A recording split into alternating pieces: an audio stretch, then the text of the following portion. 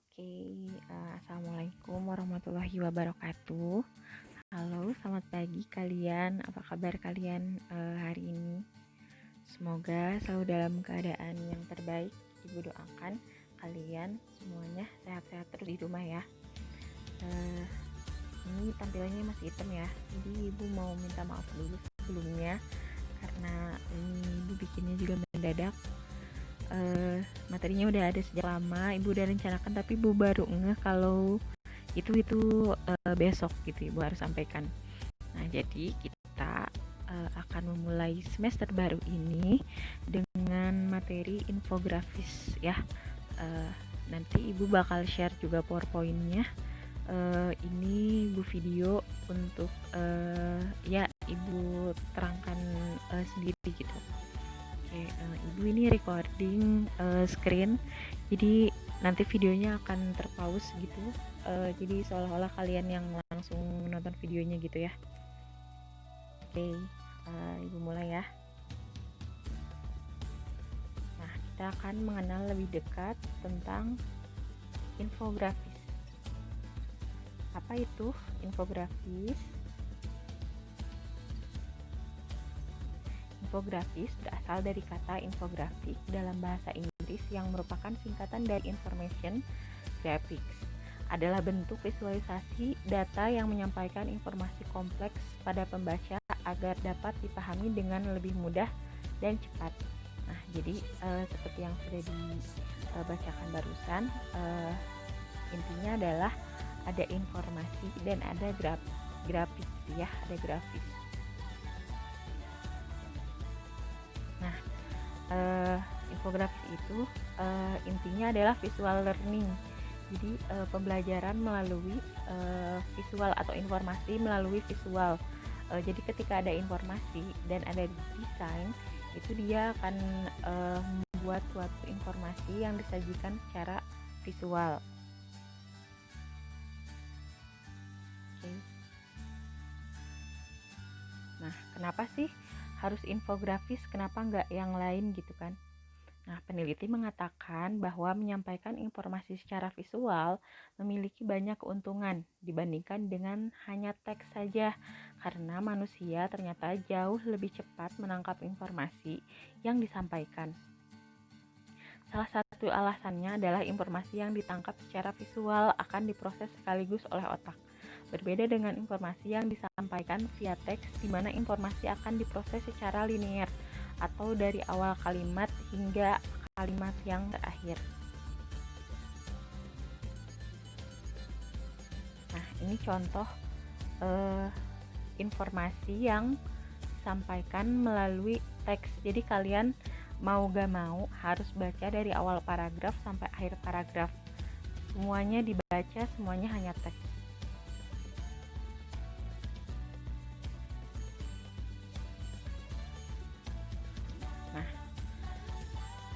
People will have much more interest, artinya orang akan lebih senang ketika mereka akan lebih tertarik ketika mereka melihat visual gitu. Kayak ini kan ada gambarnya, ada warna, terus ukuran fontnya beda-beda, ada font yang dekoratif dan lain-lain kayak gitu. Jadi ini informasi yang sama yang ibu contohkan tadi. Nah, bedanya yang tadi itu hanya teks, nah kalau ini berupa gambar, berupa infografis gitu, banyak visualnya ya. Kalian nanti kalau ada yang nggak ngerti bisa tanya aja ya. Nah, ada beberapa format infografis. Format infografis ada 3 nih yang paling sering muncul, itu ada 3. Sebenarnya ada beberapa, cuman ibu akan sampaikan 3. Yang pertama ada infografis statis, infografis animasi, dan infografis interaktif. Ibu nanti jelaskan satu-satu. Infografis statis, ini pengertiannya. Infografis statis adalah infografis yang disajikan dalam bentuk visual statis tanpa konsep audio atau konsep animasi yang bisa bergerak. Jenis infografis yang satu ini bisa dibilang merupakan jenis yang paling sederhana dan paling sering digunakan untuk berbagai kebutuhan. Contohnya yang tadi, kayak jadi hanya gambar 2 dimensi gitu. Dia tidak bergerak karena statis, namanya juga statis ya. Nah ini contohnya mirip kayak yang tadi ya. Jadi ada gambar 2 dimensi dengan informasi yang didesain sedemikian rupa gitu. Kalian bisa lihat kan ini ada 3 jenis 3 desain yang berbeda gitu, tapi sama-sama mereka itu menginformasikan sesuatu gitu. Ini mungkin saja berdasar dari sebuah teks, bisa saja berdasar dari sebuah teks. Ini misalnya contoh yang biru, startup bisnis infografik. Jadi sebenarnya itu tuh hasil penelitian. Terus kalau orang awam baca makalahnya atau karya tulisnya, itu mereka akan sulit mencerna gitu. Jadi kalau kalian mau menyampaikannya ke orang-orang banyak gitu, orang-orang umum, itu akan lebih ngena, akan lebih informatif ketika dijelaskan melalui gambar. Nah ini juga nih salah satu contohnya. Ini yang terbaru, enggak sih, ini udah baru muncul 2020, ini awal tahun gitu. Jadi tentang influencer marketing. Ini banyak sekali artikelnya, banyak sekali karya tulisnya, tapi orang akan males baca ketika itu hanya teks saja gitu. Akan lebih informatif lagi kalau misalnya disampaikan seperti ini. Nah yang kedua ada infografis animasi atau animated infographic. Adalah infografis dalam bentuk video animasi baik 2 dimensi maupun 3 dimensi. Infografis animasi dapat lebih menarik karena selain elemen visual, mereka juga menggunakan motion atau pergerakan dan sound effect yang dapat memperkuat informasi yang diinginkan sampai. Nanti Ibu kasih contoh, beberapa contohnya. Mungkin di-cut videonya atau gimana nanti ya. Nah, ini sebenarnya link menuju videonya nanti Ibu sematkan aja. Ini juga nanti Ibu record aja nih. Yang ketiga, infografis interaktif adalah jenis infografis yang paling kompleks jika dibandingkan dengan infografis statis dan infografis animasi. Pada infografis ini, target yang menjadi sasaran penyajian informasi bisa melakukan interaksi. Namanya juga interaktif ya. Jadi ada interaksi antara si infografis dan orang yang membaca gitu, atau si apresiator.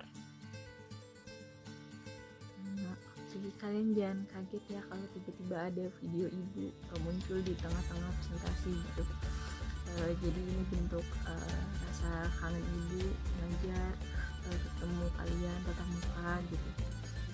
Jadi kita tahu juga ada yang kangen juga kan gitu. Nah, oke, kalian tadi sudah menonton video penjelasan tentang infografis. Ibu sekarang mau ngasih tugasnya.